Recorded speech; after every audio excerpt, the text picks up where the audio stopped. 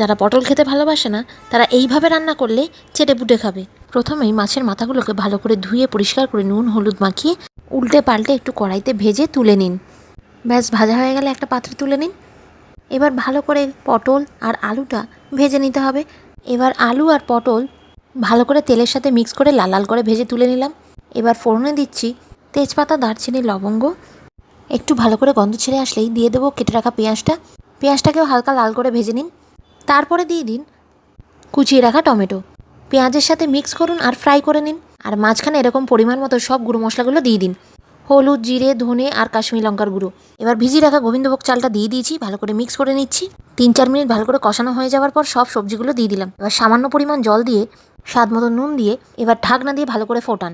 এবার 5 মিনিট বাদে ফুটে এলে মাছের মাথা আর চেরা কাঁচা লঙ্কা দিয়ে ভালো করে নাড়িয়ে চাড়িয়ে সব নরম হলে নুন চিনিটা দেখে নিয়ে ঘি গরম মশলা দিন। যে পটল খায় না সেও কোনোদিন প্যাকনা করবে না।